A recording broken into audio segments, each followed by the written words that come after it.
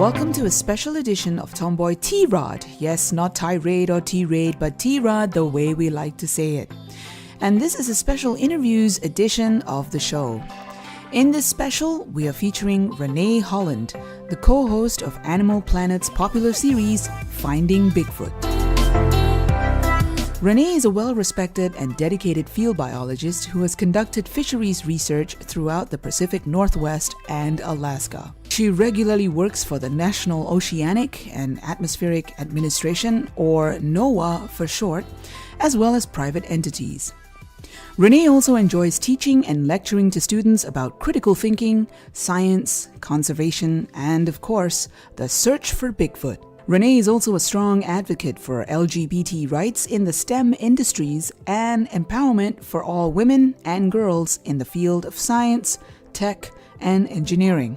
We enjoyed talking to Renee so much on our original recording of the Tomboy T-Rod Bigfoot Halloween special that unfortunately we had to cut out most of the interview due to time constraints. But luckily, we still kept the audio recording, and so in this special, you actually get to hear the uncut version of the interview in all its glory. So let's find out how this serious scientist became a curious co-host of Finding Bigfoot, which comes on Sundays at 10 p.m. on Animal Planet in the US. Let's go find ourselves a Bigfoot, shall we?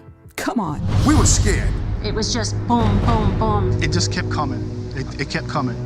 Is Bigfoot out there? This expert team of true believers fans out across North America. There are Sasquatches here. And uncovers evidence This definitely could not have been a person. of this elusive legend. I heard that. Whoa, what was that? That's a squatch. Finding Bigfoot. Only on Animal Planet. Wow, we actually have Renee Holland from Finding Bigfoot here with us on Tomboy T-Rod. Thanks for coming on to the show. So I'm just going to dive right into it and ask you the first question. You were a complete skeptic around Bigfoot when you were growing up, and you kind of still are now. So what keeps you going with the Finding Bigfoot team on all these encounters? Curiosity is the reason I began this journey. The reason I've stayed on this journey is the kids. And knowing that these kids are inspired by the possibility of Bigfoot, that they're motivated to unplug and get outdoors to discover nature for themselves keeps me going. See, it's these little junior future naturalists, they're my pride and joy. And to be blunt, if it weren't for the kids I've met with that look of wonderment in their eyes, pondering the mysteries of the universe, I couldn't sustain myself on this crazy circus sideshow. Let's just say, ladies, I'm grateful to Bigfoot for piquing their curiosity. It's all about the kids, guys. It's all about the kids. Yeah. So the kids, what do they talk to you about when they meet you? Well, we've got this common relationship.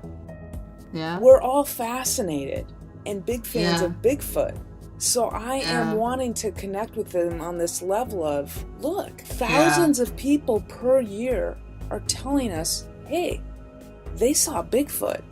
Now, even though I don't believe Bigfoot is a real biological undiscovered species, what do I think that they're seeing? What are these witnesses experiencing? But more importantly, not what 4 people on a television show think. Meet these kids on the road, I want to know, what do they think is happening? Yeah, because I noticed that, like, whenever, when the show comes on, these people are relating, like, you go to different locations and, you see these sightings and you talk to the people who actually have seen them, and they all seem to be really convinced and they really, really believe in this thing.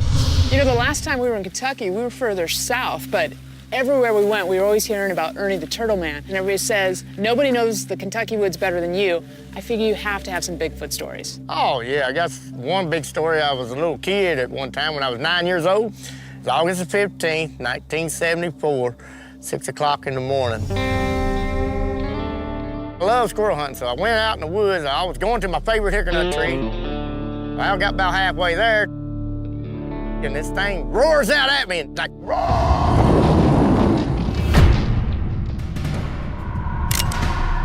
Down on the ground, I just, boom, shot towards where I thought it would be at. And this is when it started breaking these tree limbs and pulling them up by the root, these little saplings, and throwing them at me. How big were they? About the size of this stick. That's a pretty good size piece of wood. You can't pull it up out of the ground. I stood up this time, I said, I'm serious. I'm going to shoot. I'm gonna shoot ya! I am going to shoot you. And it roared out again. And that's when I shot. Very often you're talking about these witnesses who have come to this conclusion that they have seen an animal that science, for that matter, has not, quote unquote, I'm putting up my fingers here, proven is real. You know, the thing about Bigfoot, whether you believe it's real or not, it speaks to this curiosity. What are people experiencing? You know, the witnesses are quite emotional. Some people are in tears. They refuse to go on camera. I mean, I think the great vast majority of reports can be explained. Whether it's a misidentification, whether it's pareidolia, which is a psychological phenomena, whether, you know, their vision is bad and it's a medical situation, whether somebody was actually hoaxed. Unfortunately, some people lie, but you can categorize, I truly believe, the majority of reports. However, with that said, there still remains this small percentage of reports where it's a close encounter. They should have been able to identify whether it was a hoax, a person in a suit, whatnot, what have you. The people have nothing to lose. It's this mystery. Does that bother you? Because it bothers me. Like, you know how people always claim that people see UFOs, right? It's always a close encounter, and it's always somehow missed. And if science is so advanced, why are these things still so elusive? That's the thing that really bothers me. Why do we never actually see it? You know? Well, there's 2 points in there. Often I'm asked, why am I doing it then? If I don't believe Bigfoot is real, why do I do this? And why am I on a show about something I don't believe for, in which there's no proof?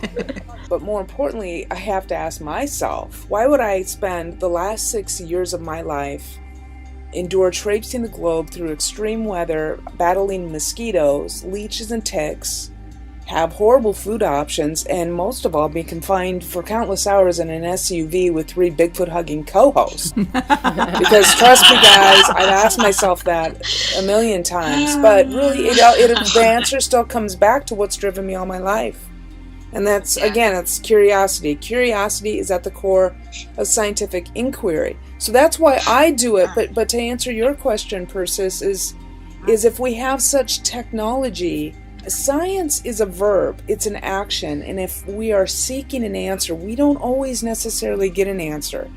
Whatever it is you're asking, whether it be Bigfoot, whether it be, you know, quantum physics, you have to keep that healthy balance running in the middle of that. And for me, I'm fascinated by Bigfoot, and I have this connection, I think, with kids. I remember being that little 5-year-old sitting on my dad's lap, watching In Search Of. I'm trying to use Bigfoot twofold as a way to teach kids that we can disagree and yet still learn from each other and have a fun debate.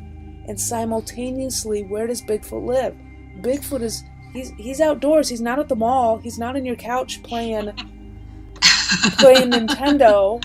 He's outdoors. So it gives kids an opportunity to practice critical thinking, engage with people, but more so, it gets them outdoors. It gives them a chance to appreciate the natural world. And really, I'm grateful to Bigfoot for piquing their curiosity and getting kids outside, getting them unplugged. I keep thinking about Pokemon Go, like to get the kids outside, except we don't see Bigfoot.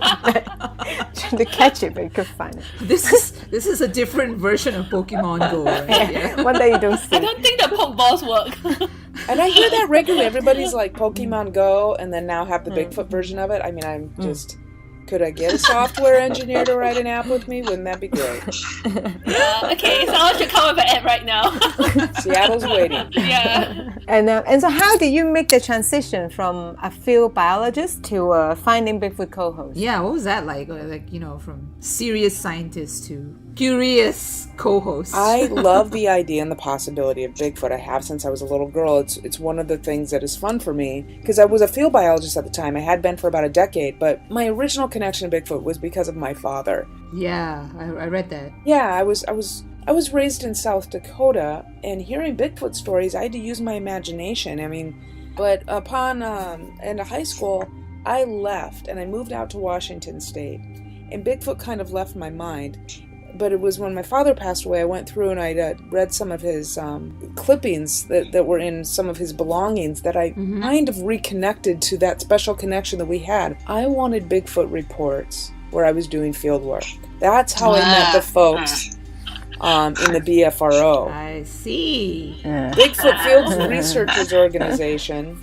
You know, I actually wanted to stay very connected from them. So I had a wink-wink online relationship, wink-wink, where they got to ask me questions as long as they gave me access to their database. So I could read the field reports where I was doing field work. Sneaky, sneaky. Yes. Wow. It was a symbiotic relationship. So actually, I had known the BFRO group for about 7 years. I wasn't a BFRO member, I was just somebody on the periphery. And when they went to go film this pilot for this TV show, I was approached, and to be completely blunt with you, it was nothing I wanted to do. They actually asked me to think about it for a week and talk to my mentors at NOAA and at the University of Washington. All of those did, and they're like, come on, we all know you just love a Bigfoot story. You're networked, don't worry about it. And I thought I was going to Alaska to film this pilot of a TV show to kind of honor my father's memory. Yeah. You know, go to Alaska where I love on a break before I started my next round of school, and that was over 6 years ago. Wow. Well, congratulations. You found your calling in life. Sort of, a little bit, yeah. But how did your ex-employees think about it? Yeah, the NOAA people. Like you running off to look for Bigfoot, sort of? I had been working for NOAA, and I was a contractor. I was a government contractor. But I had funding set up, and I was applying and had been accepted to go to graduate school. So I had all of these advisors who had set aside money. So the phone call was to a couple of my advisors to say, thank you so much for setting all this up. As it turns out, I have to now go film a TV show looking for Bigfoot. The awkward conversations wasn't so much with NOAA as it was with the professors, the advisors at the university, my advisor at the Forest Service. There is a fellow or two that was at NOAA who helped set up my funding. They were all excited about it, though. They were like, this is fabulous. This is a once-in-a-lifetime opportunity. You've got to go do this. And we really only thought this might have been, you know, a couple months, maybe a year at most. They were like, don't worry about it. When it's done, come back. You know, the project is still here. The funding's still here. Go ahead, go have fun. But that was well over 6 years ago. Now they're retired. When we take breaks, I get breaks in filmings when I'm on hiatus. I go back to my friends, my field biologist friends, doing real hard scientific research. And I go and I touch base with them, and I gotta tell you, it cracks me up. These are my mentors. These are my peers. And they're like, Renee, hey, come on in. And I'll step into somebody's office, and they'll be, shut the door.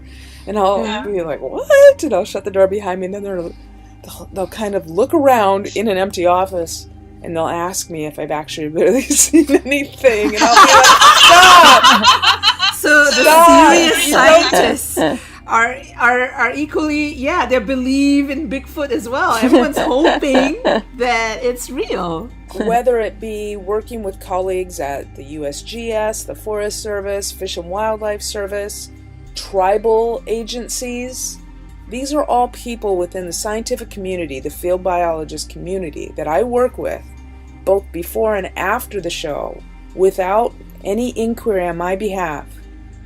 I encounter people who tell me that they have seen Bigfoot. Are you serious? Absolutely. Now, with that said, being on the show and being on a hiatus and going through my life, whether I'm going to a small town pub, grabbing groceries at a coffee shop or at an airport, I routinely will have somebody recognize me or come up to me and want to share their story, or hey, they want to get a photo. But more importantly, what I really find interesting and what today still fascinates me and continues to pique my curiosity is people who will come forward who would not tell me and not confide in me an emotional story. Like, they would not want to go on camera. maybe they work in law enforcement, and they feel that they would be ridiculed. You know, these are the folks who feel compelled to share with me, look, I know you don't believe, but I had something happen to me 8 years ago, you know, et cetera, and it's real. I want you to know it's real. Yeah, but and it brings me to my next question about people in the woods, because, you know, you've traveled a little bit. You know about some of these, you know, people who live in these woods, like the Sasquatch, the Bukwas, and like even in Sumatra, they call them the Orang Pendek, you know. And the curiosity for me is like, you know, like what I was mentioning earlier, how is it that Bigfoot or these people of the woods are so skilled, they're skilled enough to elude science, you know, elude all these amazing technology that we have in this day and age. And, you know, the fact that they gravitate towards forested areas, it just fascinates me. I mean, why do you have your own theories about why they hang out only in, like, you know, in the wild? Well, yeah, I mean, absolutely. I think, well, there's a couple different questions in here. If I could tease that out, we are going to where we are hearing reports of a mythological species, just like you said, whether it's, you know, Bukwas is more of a Native American name. Bigfoot was what actually was coined by some contractors in Northern California, but the Orang Pendek is Sumatra, the Yeren in China, the Yeti in Nepal, the Alma in Russia. Wherever you have wild unknown, now whether it's forests or whether it's the high alpine mountain areas, you have some animal. It goes across the globe. It crosses cultures. It crosses languages. Of some bipedal, upright, intelligent animal that's in the woods, forests, or the high alpine environment. I think it speaks not so much to an unknown animal remaining undetected as much as it speaks to the human psyche. You know, the remote forests and these other outcroppings I'm speaking about that persist, that are still there on our planet, represent some of the last terrestrial unknowns for humans. And that's what's to our psyche, our fear of the unknown. So you get these, you know, it becomes part of mythology, folklore. It's like, you know, where people always think there's something out there, like people's, you know, fascination with alien cultures in a different galaxy or something like that. So I don't know, for me, I feel like people always have this need, the human race needs something that is outside of its understanding, I think. Something that's beyond explanation. You are hitting the nail on the head there, Persis, about what is within the realm of science. There's science and then there's faith. And what I'm trying to speak to this is about when there's something, the unknown, that you can't explain, that's where mythology and folklore comes in. You know, we did an episode of Finding Bigfoot where we met with an actual woman who has her doctorate in folklore and mythology, and there's this overlap. You know, if you could sit there and be argumentative and talk about Bigfoot as fairies and dragons and leprechauns and unicorns. You know, I will sometimes make jokes tongue-in-cheek, or I don't want to say Bigfoot when I'm on hiatus or I'm meeting new people, so a friend will come up to me and I'll say, like, you know, how are the unicorns, you know, because I don't even want to say the B word. You know, when I'm sitting there, maybe I'm in a situation where somebody has had such an emotional experience, you know, I'm not going to laugh at them. But at the same time, I can have compassion, and I can look them in the eye and say, look, you know, you have to understand, I don't believe there's this a biological flesh and blood animal remaining undetected in the woods. I believe it's something that is beyond science. Just like, you know, people can argue with religion. You know, is there a God? Is there not a God? You can't prove or disprove there's God. You also can't prove or disprove there's Bigfoot. But the people who are so adamant that it's real, who want us to say, well, it is a real animal, well, that's on you to prove it then. Until you can prove it, why couldn't it be something else? And that is something, to me, that as a scientist, you have to rein it in and say, we don't have the ability to maybe prove everything is real. And where I'm trying to go with that is, It was a Haida elder who gave me the best example. They said, look, we are an animal, just like a bear, wolf, or raven. If you look at a totem pole, there are those animals there, bear, wolf, raven, you and me. We all have a physical and a spiritual being. And in this plane, meaning the earth, they're locked. So that when we die, our physical body goes to the earth, our spirit goes somewhere else. Okay, that's fine. With science, we can't really explain that spiritual aspect. Yeah. The elder turned to me and said, Bigfoot, Bookwus, Wendigo, Sasquatch, whatever you want to call it, can come and go at will. You will never touch one. Interesting. Bigfoot is a culture in and of itself, and there are beliefs that run the gamut. There are folks who believe it's some type of a primate, some type of a man or an ape. Most Native Americans believe that Bigfoot is real. However, of the majority believing that Bigfoot's real, the majority of them believe it's something of a spiritual type thing, whether it's a shapeshifter, whether it's a spirit that can come and go physical to spiritual. Who knows? There are others who believe that Bigfoot's an alien, or Bigfoot's an alien's pet. That's quite a big pet. It runs the gamut. Really big. It's a pet that escaped. Yeah, an alien. I don't see the evidence that it's a flesh and blood animal. That is something that we could measure, that we could touch. I'm not saying there are not undiscovered species on this planet. If you look at the equator and our forest jungles that are being quickly depleted for palm oil, for logging, for removal of dams down in the Amazon at a frightening rate. Yeah. There are people who are saying we're constantly discovering new species. Well, the majority of those are bacteria and mushrooms and very small stuff. Tiny creatures. The terrestrial megafauna, very large, terrestrial of the earth, megafauna, over 150 some pounds. There are very, very few of those. And to that I say, I just don't believe that's what it is. Is it something else? Something that's currently beyond science? Why not? I don't have such an ego to say that I know everything. And I also don't have such an ego to say that I know what these witnesses experienced. I just step into that situation and say, can it be anything else? And usually it is. It's also kind of like how, no one can really explain how the pyramids were built in a day and age when such technology didn't exist. And you have these amazing sculptures, you have these amazing monuments, which could not be done today without the help of technology and machines. I think it's kind of like that for me. Like, how do you explain something that people see, people believe, or at least, like we talked about, like it exists outside of our understanding. Well, technology is lost, is quite often lost. Here's a great example. You're talking about these to this day amazing and fantastic monuments, structures. I mean, we don't know even to this day what a lot of it was used for, but here are these massive structures that we do not know how they were built. With our technology, we think it was built this way, but we don't know how it was built at that time. Exactly. We think that we have come so far that we're better, but we lose technology regularly.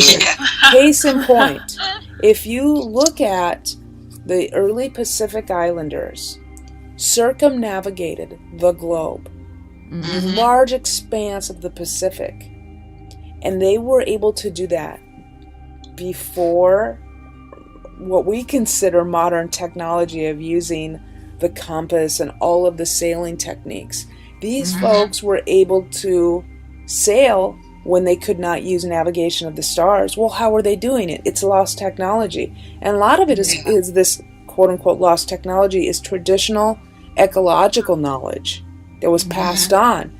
And they would actually use the sound of the waves hitting the boat. It was a science. Wow. Yeah, it's a science, a real science. It's natural science. Come on, guys. They traveled the Pacific. Yeah. So, Renee, how do you find that sweet spot with your co-host when pursuing a Bigfoot case? Do you guys argue over your opinions while on the show? Well, if you've never seen the show, it's like a real-life X-Files where I'm Scully, but with 3 Mulders.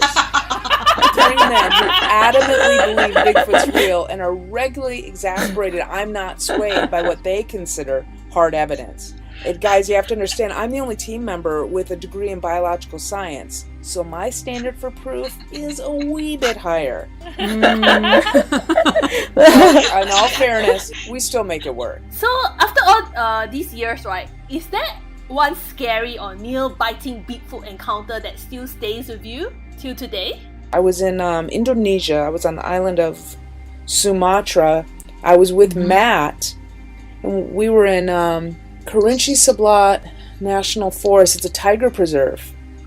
Okay. And we were up on the top ridge. We had left some bait for the orang pendek, and we were checking on the bait. So it was myself, Matt, a producer, and a cameraman. The producer is our friend Chad, and our friend Dana was working the camera. Middle of the night. There was a moon, there was ambient light, but we were standing in this very tall grass. The grass was about 9 feet tall. Yeah. There's this little trail that comes down the grass. Now, we have been instructed not to go anywhere alone. Right. There's tigers. Yeah. Yeah, tiger reserve. Wow. And I should back up this story by telling you, I used to be a veterinary technician when I first left high school before I went to college. Yeah. And I worked with big cats. I worked with cougars, tigers, snow leopards, etc., servals. So I'm very familiar with the sound that big cats make. So as I'm standing there in the dark and I hear something, and I ask the guys to pause, and I'm pointing emphatically in a direction, and they all like stop and listen,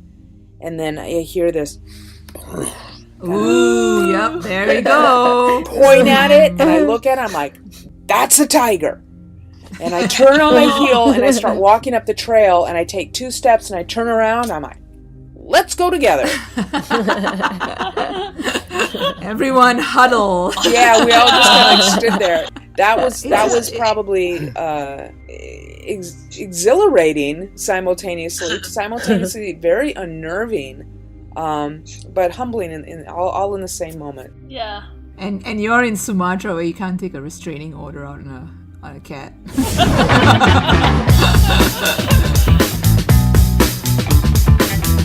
And that's the end of our Renee Holland interview special. We hope you enjoyed it. And if you did, don't forget to subscribe to the Tomboy T-Rod Comedy Chat podcast show on iTunes and Stitcher. The show is also available for free streaming on our website, where you'll find absolutely the most brilliant stuff on being a funny geek tomboy in space-time today. Just head on down to our website at www.tomboy-tarts.com. You can also connect with us outside of the show on social media. You'll find us on Twitter, Facebook, Instagram, YouTube, and Tumblr. Just type Tomboy Tarts. And if you have any inquiries about advertising, collaborating, or appearing on this podcast or our blog, drop us an email at hello@tomboy-tarts.com. That's hello@tomboy-tarts.com. So until our next interview special, this is Persis signing out for now.